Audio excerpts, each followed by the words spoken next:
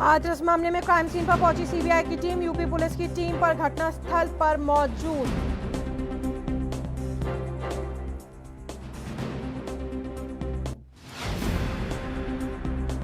UP के गोंडा में 3 दलित बहनों पर एसिड अटैक, एक का चेहरा झुलसा, तीनों का स्थानीय जिला अस्पताल में इलाज जारी।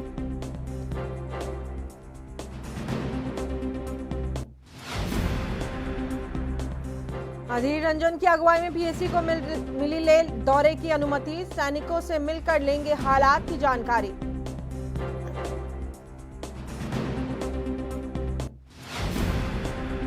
और पीएम मोदी ने किया वाला साहब वीके पाटिल की आत्मकथा का विमोचन, प्रवर रूरल एजुकेशन सोसाइटी का बदला नाम।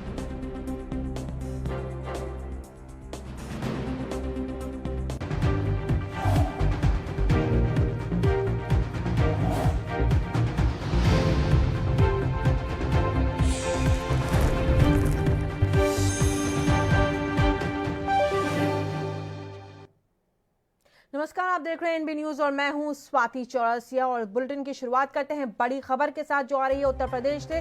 गोंडा में 3 बहनों के ऊपर एसिड अटैक किया गया है। आपको बता दें एसिड उन लड़कियों पर फेंका गया। घटना बीती रात की है। तीनों बहनें नाबालिग हैं और उनका इलाज स्थानीय जिला अस्पताल में चल रहा है। बताया जा रहा है कि तीनों जब घर में सोई हुई थी तब उनके ऊपर एसिड फेंका गया है। 2 बहनें मामूली रूप से घायल हुई, जबकि एक बहन के चेहरे पर एसिड पड़ा है, यानी कि उसको ज्यादा चोटें आई। हालांकि एसिड फेंकने का कारण अभी तक साफ नहीं हो पाया है। घटना की सूचना मिलते ही मौके पर पहुंची पुलिस मामले की जांच कर रही है।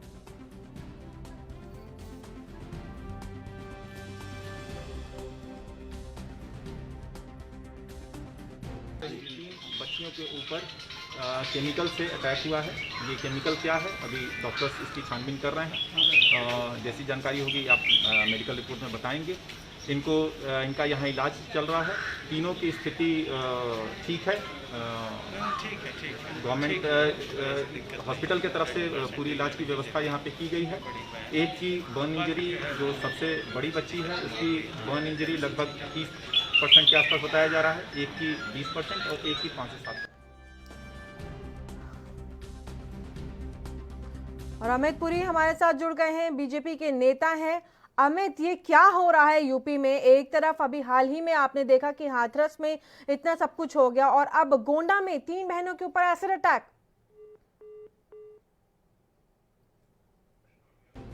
तो अमित से हमारा संपर्क टूट गया। दोबारा कोशिश करेंगे उनसे संपर्क साधने की। फिलहाल आपको बता दें कि 3 दलित बहनों के ऊपर एसिड अटैक हुआ है, जिसमें एक बहन का चेहरा बुरी तरीके से झुलसा है। आपको बता दें कि ये तीनों बहनें इस वक्त गोंडा के जिला अस्पताल में वहां पर एडमिट हैं। ये जिला चिकित्सालय गोंडा, यहाँ पर तीनों बहनें एडमिट हैं। एसिड अटैक क्यों किया गया है इसकी वजह फिलहाल साफ नहीं हो पाई है। क्या वजह रही? कोई रंजिश थी, आपस में कोई मतभेद था, क्या वजह रही, ये फिलहाल साफ नहीं हो पाया है। गोंडा में 3 दलित बहनों के ऊपर और हाल ही में हाथरस में जिस तरीके से एक दलित लड़की के साथ तथाकथित रेप हुआ और उसके बाद तमाम बातें वहां चल ही रही थी, लेकिन उसके बाद अब एक और ये वाकया यूपी के गोंडा का। उत्तर प्रदेश में शासन प्रशासन क्या कर रहा है? कब वो नींद से जागेगा? कब कड़े कानून बनेंगे? महिलाओं के खिलाफ हो रहे अपराधों को लेकर के कब रोका जाएगा? ये एक बड़ा सवाल बन करके अब सामने आ रहा है।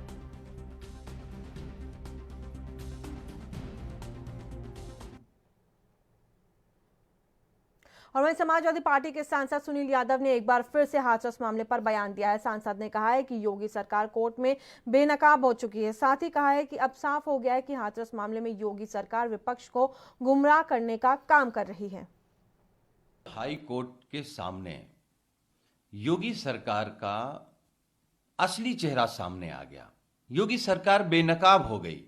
जो हाथरस की घटना में लगातार कभी पीएफआई का जिक्र कर रही थी योगी सरकार, कभी 100 करोड़ की फंडिंग की बात कर रही थी और फिर बाद में नक्सली कनेक्शन की बात की, लेकिन योगी सरकार के अधिकारियों ने इन तीनों चीजों पर कल माननीय न्यायालय के सामने कोई तथ्य नहीं रखे, कोई जिक्र नहीं किया। तो इससे साफ होता है कि हाथरस पे लगातार देश को, देश की मीडिया को, विपक्ष को और न्यायालय को भी योगी सरकार गुमराह कर रही थी। जब माननीय जजों ने कल पूछा डीएम से, अगर वो बेटी अमीर परिवार की होती तो। और पिछले कई महीनों से चीन के साथ सीमा पर तनाव की स्थिति बरकरार है। भारतीय सेना के जवान लगातार बॉर्डर पर चीन का सामना कर रहे हैं और अब सर्दियों के मौसम में भी यही स्थिति बनी हुई है। इस बीच संसद की लोक लेखा समिति लेह का दौरा करेगी। इस दौरे में भारतीय सैनिकों की स्थिति, उनकी तैयारी और जरूरतों का जायजा लिया जाएगा। लोकसभा स्पीकर ओम बिरला की ओर से इसकी मंजूरी दी जा चुकी है। लोकसभा में कांग्रेस के नेता अधीर रंजन चौधरी की अगुवाई में पीएसी की टीम 28 और 29 अक्टूबर को लेह का दौरा करेगी।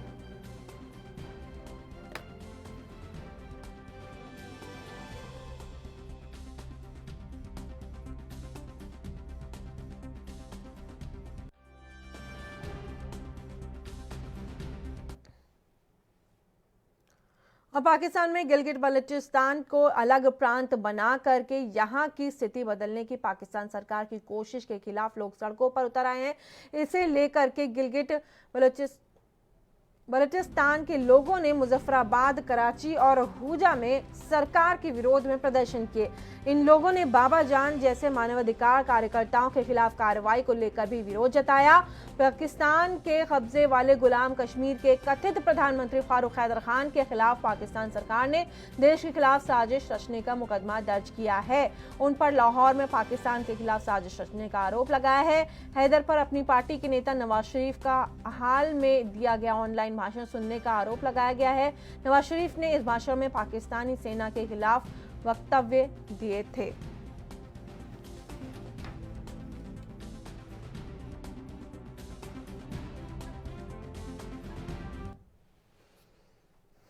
यूपी के मिर्जापुर के निवासियों के लिए खुशी की खबर सामने आई है, जहां मिर्जापुर का पुनर्वासी करीब 11 साल बाद पाकिस्तान की जेल में मिला है, जिसके बाद उसे भारत लाने की तैयारी की जा रही है। बता दें कि लापता पुनर्वासी को मिलने की खुशी पड़ोसी और रिश्तेदारों में दिखाई दे रही। दरअसल 2009 में गायब हुआ था ये शख्स। वहीं गृह विभाग से फरवरी 2019 में आय पत्र के बाद उसके परिवार की तलाश की जा रही है। अब जाकर के पता चला है कि उस शख्स के 5 भाई और माता पिता की मौत हो चुकी है।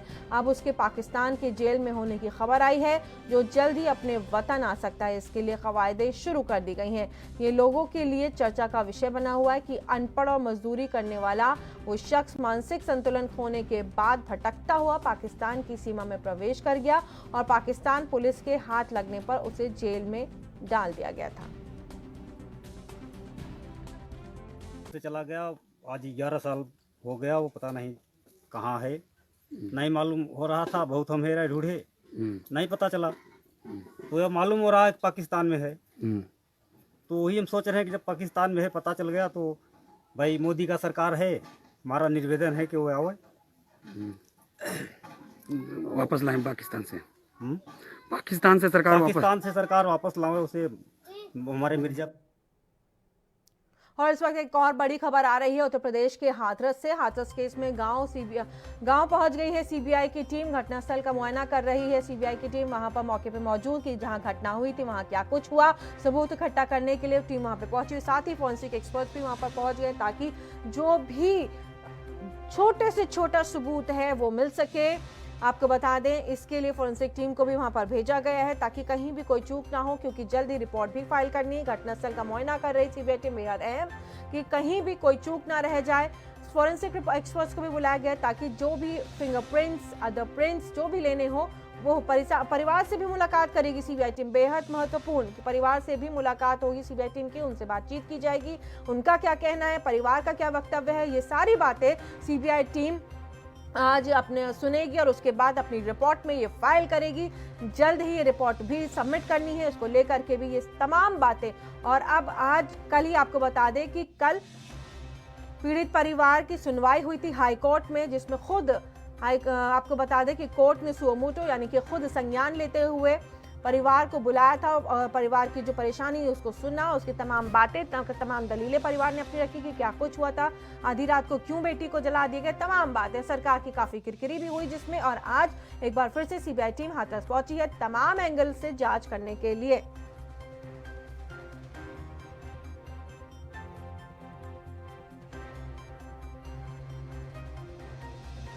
और इसी खबर पर ज्यादा जानकारी देने के लिए पुनीत मोहन हमारे संवाददाता जुड़ गए हमारे साथ। पुनीत, क्या कुछ अभी जानकारी आपको मिल पा रही है, अपडेट क्या है आपके पास?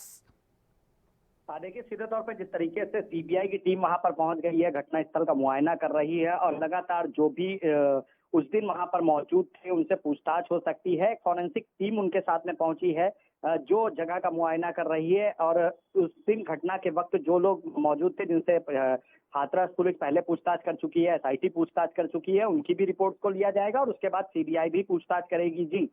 जी, आपने जिस तरीके से बताया कि सीबीआई भी पूछताछ करेगी, पीड़ित परिवार के पास भी जाकर के तमाम एंगल्स पे जांच करेगी और उनकी बातें सुनेगी, उसको रिकॉर्ड्स में लिया जाएगा। पुनीत जी बिल्कुल, जिस तरीके से पीड़िता के परिजन का आरोप था कि पुलिस लापरवाही कर रही थी, पहले उनकी एफआईआर नहीं लिखी गई, इस मामले में भी पूरी जांच होगी। पीड़िता की ओर से जो भी परिजन है और जो अन्य लोग हैं जिनकी गवाही हुई है उनकी भी गवाही ली जाएगी। यही नहीं, आरोपी पक्ष के लोग जो हैं, चाहे वो संदीप के माता पिता हैं या अन्य लोग हैं, उनसे भी पूछताछ करी जाएगी। और इसके साथ सबसे बड़ी बात यह है कि सीबीआई जेल जा करके जो आरोपी हैं उनके भी बयान दर्ज कर सकती है। जी, इन तमाम जानकारियों के लिए पुनीत आपका बहुत बहुत धन्यवाद। तो पुनीत मोहन हमारे संवाददाता हमारे साथ जुड़े हुए थे, ज्यादा जानकारी देते हुए कि क्या कुछ सीबीआई टीम की दिन भर की दिनचर्या होगी। पीड़ित परिवार से भी बात की जाएगी, साथ ही साथ जो आरोपी परिवार है उनसे भी बात की जाएगी। दोनों के ही जो वर्जन्स हैं उनको लिखा जाएगा, उनको रिपोर्ट में फाइल किया जाएगा। और वहीं बिहार की राजनीति में शाहबाद में शतरंजी राजनीति देखने को मिल रही है। आपको बता दें, समाज के उत्थान में अग्रसर रहने वाले डॉक्टर कृष्ण कबीर ने भी नौखा विधानसभा से हुंकार भरी है। विकास में अछूता नौखा विधानसभा के लिए कृष्ण कबीर सालों से काम कर रहे हैं। नौखा की समस्याओं को विधानसभा में उठाने के लिए कृष्ण कबीर इस बार जनता के बीच आएंगे।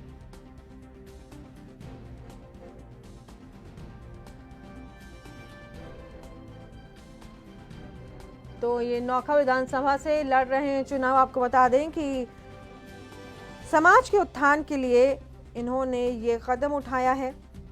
समाज के उत्थान की बात हो रही है। आपको बता दें, बिहार विधानसभा में इस बार बेहद दिलचस्प होने वाला है बिहार विधानसभा चुनाव, क्योंकि अलग अलग पार्टियों के पहले तो आवागमन, एक पार्टी छोड़ करके दूसरी पार्टी, और उसके बाद तमाम युवा नेता इस बार बिहार चुनाव में मैदान में उतर रहे हैं।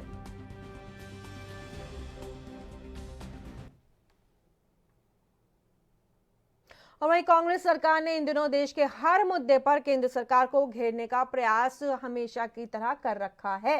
हाथरस कृषि कानून और अब जीएसटी के मुद्दे पर केंद्र की मोदी सरकार पर कई आरोप लगाए जा रहे हैं। इसी कड़ी में कांग्रेस नेता प्रमोद तिवारी ने क्या प्रतिक्रिया दी है, आपको दिखाते हैं। भारतीय जनता पार्टी की केंद्रीय सरकार की, मोदी जी की नीयत खराब है। वो जहाँ पे भारतीय जनता पार्टी की सरकारें हैं वहाँ तो एन केन प्रकरण वो दे देते, परंतु जहाँ पे गैर भाजपाई सरकार है वो उनका हिस्सा भी देने को नहीं तैयार है। तो इससे वो पूरा प्रदेश की अर्थव्यवस्था पर प्रभाव पड़ता है। उनको चाहिए कि जीएसटी में जो ये हम हिस्सा है इन सरकारों का वो।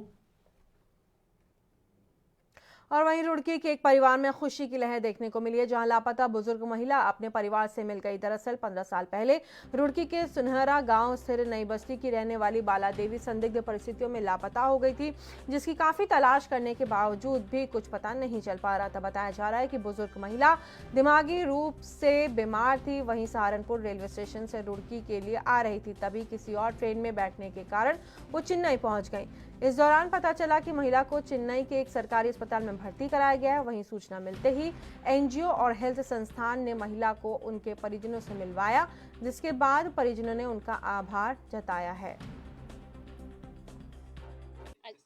जी हमारी सास है, ये न हो गए 15 साल गए हुए को, तो इनकी हमने वो करी तो पता नहीं, हाँ कोई पता नहीं चला। तो बहुत काफी साल से फिर 15 साल से बाद में पता चला, तो ये फिर बाहर चली गई, यहाँ से कोई वो नहीं मिला। तो फिर क्या कहे हम ना ढूंढ ढांड कोई करा, कोई वो नहीं हुआ। तो फिर इसका अपने आप पता चला, ये किसी ने फोन करा, अगजी करी कर बात है मेरे माई का, तो उधर से फोन करा यहाँ पर। तो मैंने कहा, वो कह लगे थारी बुआ या कौन है। मैंने कहा हमारी तो बुआ नहीं है कोई। फिर उधर बोला अगर क्या कहे सास ने कोई और होगी, मगर नहीं, मगर हाँ। फिर अब हमने फोटो मंगाया उनको, इधर से वो करके सारा इधर से वो करके पहुँचा दिया उधर। तो उन्होंने फोटो पहुँचाया, हमने पहुँचा लिया। ट्रस्टी हूँ मैंने बालाजी के परिवार का पता लगाकर उनको उनके परिवार वालों से पुनर्मिलन करवाया है। बालाजी, जो कि वर्ष 2008 में अपने घर से लापता हुई थी, को 8 दिसंबर 2011 को इनकी असहाय स्थिति में चेन्नई के सरकारी संस्थान इंस्टीट्यूट ऑफ मेंटल हेल्थ में भर्ती कराया गया। इस संस्थान के अथक प्रयास के बावजूद इनके परिवार का पता नहीं लगाया जा सका। इस संस्थान ने हमारे एनजीओ एस्पायरिंग लाइफ्स को इसी साल 28 मई को संपर्क किया और एक दिन के अंदर यानी 29 मई को मैंने इनके परिवार का पता लगा लिया और इसी दिन इनके परिवार वालों को इस शुभ समय। और यहाँ रुकेंगे एक छोटे से ब्रेक के लिए। आप बने रहिए एएनबी न्यूज के साथ।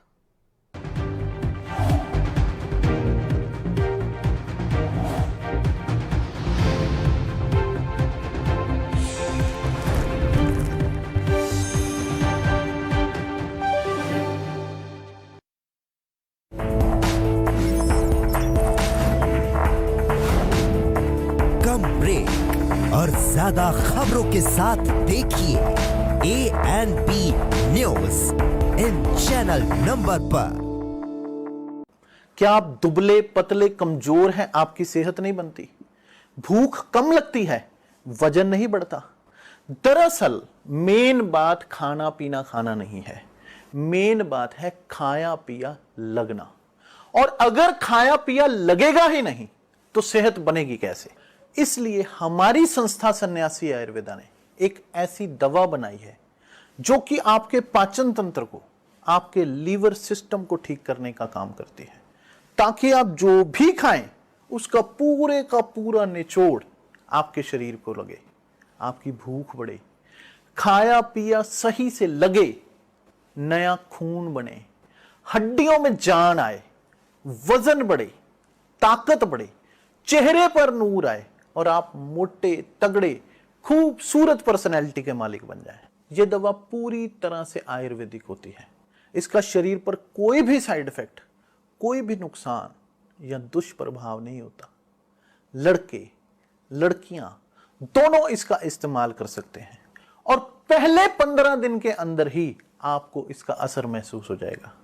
सिर्फ 650 रुपए की पूरे 1 महीने की दवा होती है और आप इसे घर बैठे 01145454545 पर फोन करके दवा मंगवा सकते हैं।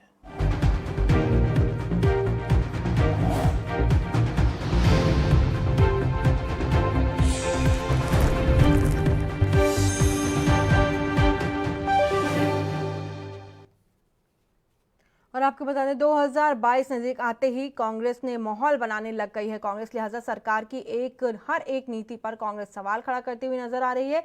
वहीं इसी को लेकर के उत्तराखंड में कांग्रेस के वरिष्ठ नेता और कांग्रेस प्रदेश उपाध्यक्ष आर्येंद्र शर्मा से एएनबी न्यूज ने कुछ खास बातचीत की। क्या कुछ कहा उन्होंने, आपको सुनाते हैं।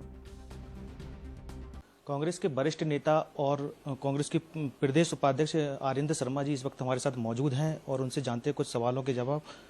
सर, 2022 को लेकर देखा जाए तो एक कार्यकारिणी की बीजेपी ने बड़ी लंबी फौज खड़ी की है, 136 सदस्य कार्यकारिणी में है।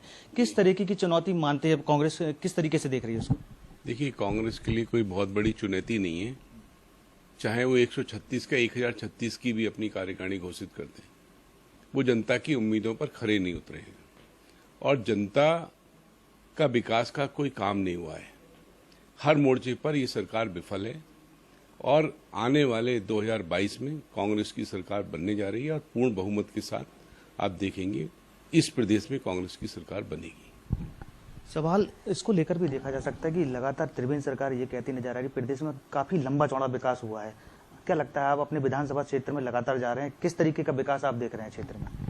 आप देखिए, मैंने अभी कुछ ही दिन पूर्व एक मुद्दा उठाया था कि ढलानी में प्राथमिक स्वास्थ्य केंद्र में एक डॉक्टर तक उपलब्ध नहीं है और वहाँ मैंने अभी सीएमओ से 1-2 दिन पहले बात करने की कोशिश की और वहाँ पर आज 3 साल हो गए हैं, एक डॉक्टर भी उपलब्ध नहीं है। सड़कों की हालत बुरी पड़ी है।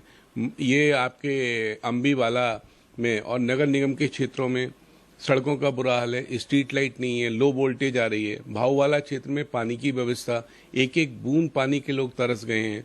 पौंदा है, बिदौली है और इस तरीके से अनेक पूरे क्षेत्र में समस्याएं। ट्यूबवेल हमारा जस्सोवाला में मिनी ट्यूबवेल सैंक्शन होने के बाद ये सरकार ने नहीं लगाया। इसी तरीके से हमने जो है ये मांडूवाला एरिया में भी पानी की कमी है। शिवराजपुर में ये जो नई कॉलोनी बची है वहाँ पाइपलाइन नहीं बिछी है, वहाँ खम्भों पर क्या कहते हैं स्ट्रीट लाइट नहीं है। आपके उज्जैन बिहार में बड़ोवाला में वहाँ पर लोग कह रहे कि बरसात के समय में यहाँ पानी पानी भर जाता है। और इसी तरीके से मिश्राज पट्टी का क्षेत्र है, बटोली का क्षेत्र है, ढलानी से लेके यहाँ के दुदई है, वहाँ अभी मार्ग का निर्माण नहीं हो पाया। और सरकार कहती है हमने विकास का जो है राजधानी के मात्र 10-15 किलोमीटर के अंदर ही आप किसी भी, न स्वास्थ्य में है, न शिक्षा में है, न सड़कों में है, कूड़ा घर की एक इतनी बड़ी समस्या है। हमारे कांग्रेस के कार्यकर्ता हर समय ये मांग करते आ रहे हैं सभी से, क्योंकि 40,000 से भी ज़्यादा बड़ी पॉपुलेशन है, वो उस कूड़े उससे इतना परेशान है कि वहाँ प्रदूषण के कारण लोग बीमार हो रहे हैं, कैंसर हो रहा है और इस तरीके की समस्याएं बहुत ज़्यादा आ रही हैं। उसको तो सरकार को तुरंत ही कहीं ना कहीं अन्य जगह पर उसको स्थानांतरित कर देना चाहिए। बिल्कुल, निश्चित तौर पर अगर कृषि बिल को लेकर अगर बात करें, कांग्रेस लगातार इस पर कहीं ना कहीं बीजेपी का कहना है इसमें राजनीति करे, कृषि किसानों को कहीं ना कहीं भ्रमित करने का काम किया जा रहा है, लेकिन कांग्रेस इस पर लगातार सवाल उठा रही है। किस तरीके से कांग्रेस देखिए आगे क्या कुछ रणनीतियां तैयार करने वाली है कांग्रेस? देखिए, अभी कल ही हरिद्वार में बहुत बड़ा प्रदर्शन हुआ है, कांग्रेस ने किया है। जब ये सरकार कहती है कि हम कांग्रेस के उसके किसानों के हित की बात करते हैं, तो किसान सड़कों पर क्यों हैं? और उससे जितने भी संगठन हैं जो किसानों के हैं वो विरोध में क्यों हैं? जो किसान हैं वही अगर विरोध में है तो उनके हित की बात कहाँ से हो सकती है? सब जगह आपने किसान के लिए, आज किसान का जो समर्थन मूल्य था, आज अभी मैं क्षेत्र ये कृषि क्षेत्र के इलाकों में अपने यहाँ गया था, लोग कहने लगे कि हम तो बहुत परेशान हो गए, हमारा जो 1200-1500 रुपये धान भी था वो भी हमारा नहीं बिक रहा है, 600-800 रुपये में भी कोई लेने को तैयार नहीं है। तो जो किसान की पैदावार की लागत है आज वो भी उसको नहीं मिल रही है, तो कृषि विधेयक कैसे किसान के फेवर में हो सकता है?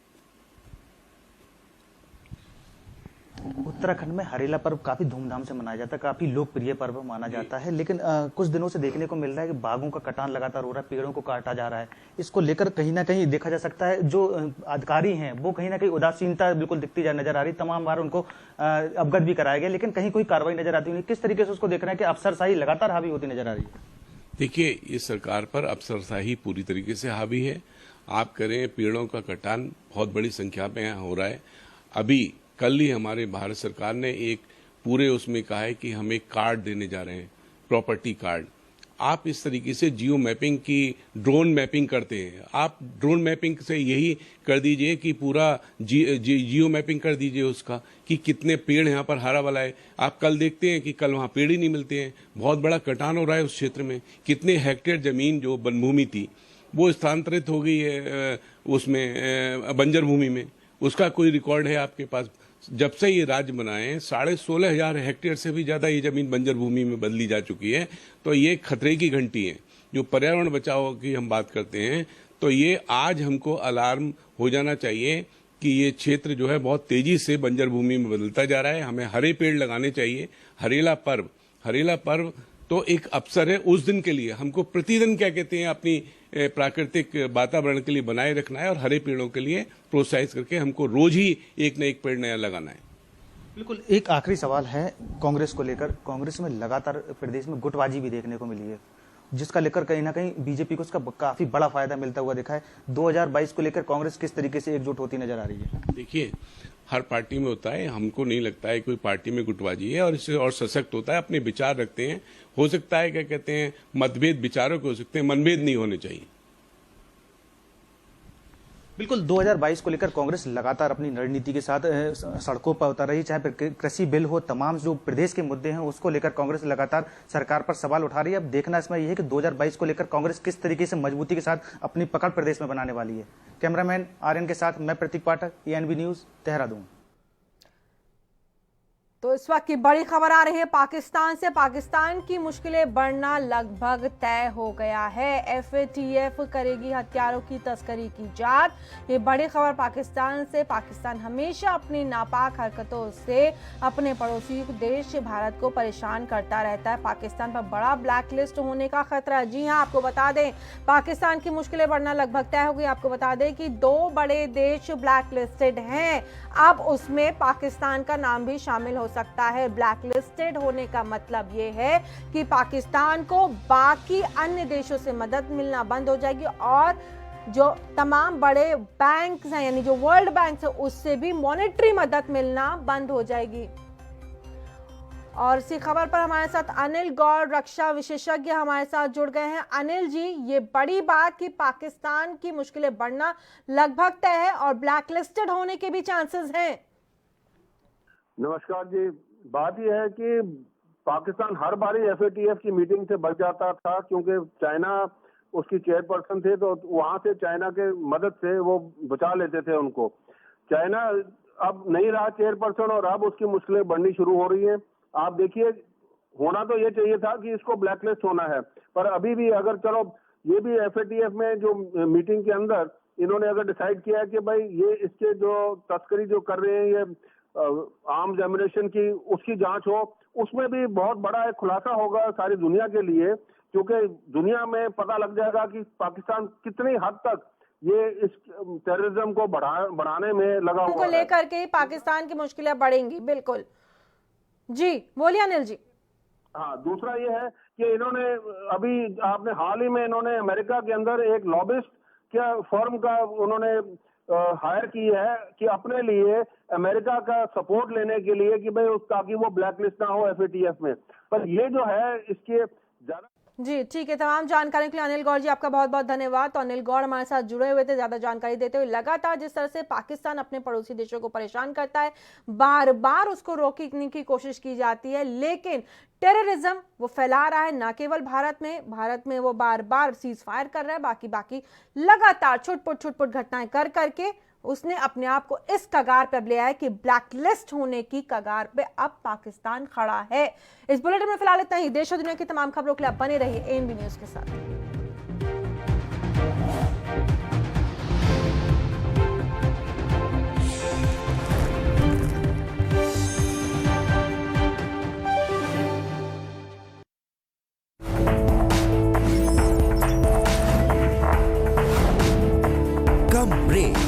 और ज्यादा खबरों के साथ देखिए ANB न्यूज।